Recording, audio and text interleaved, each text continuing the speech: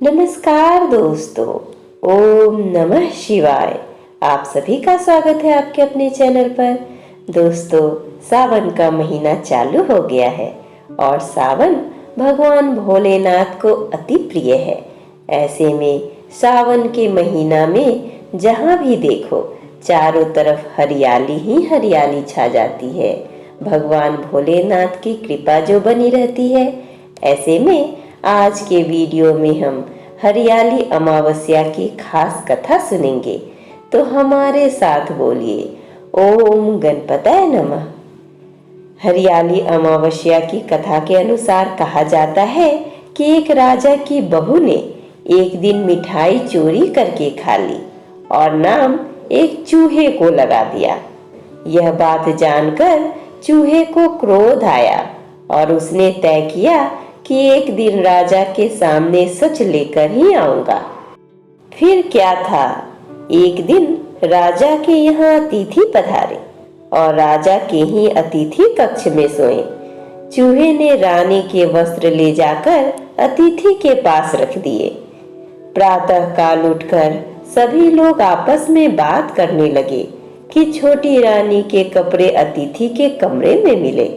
यह बात जब राजा को पता चली तो उस रानी को घर से निकाल दिया। रानी प्रतिदिन संध्या को दिया जलाती और ज्वार बोती और पूजा करके गुड़ धानी का प्रसाद बांटती थी। फिर एक दिन राजा शिकार करके उधर से निकले तो राजा की नजर रानी पर पड़ी। राजा ने महल में आकर कहा कि आज तो वृक्ष के नीचे चमत्कारी चीज है। अपने झाड़ के ऊपर जाकर देखा तो दिए आपस में बात कर रहे थे। आज किसने क्या खाया और कौन क्या है। उसमें से एक दिया बोला, आपके मेरे जान पहचान के अलावा कोई नहीं है। आपने तो मेरी पूजा भी नहीं की और भोग भी नहीं लगाया। बाकी के सब दिए बोले, ऐसी क्या बात हुई। तब दिया बोला, मैं राजा के घर का हूँ। उस राजा की एक बहू थी। उसने एक बार मिठाई चोरी करके खा ली और चूहे का नाम लगा दिया।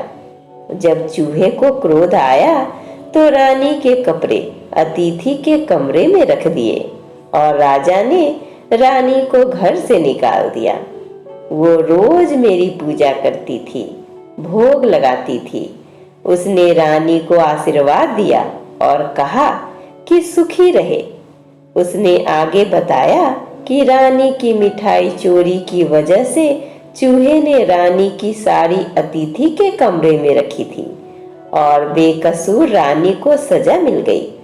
फिर सब लोग पेड़ पर से उतरकर घर आए और कहा कि रानी का कोई दोष नहीं था। यह सुनकर राजा ने रानी को घर बुलाया और फिर सभी सुख पूर्वक रहने लगे। इस तरह से हरियाली अमावस्या की कथा समाप्त होती है।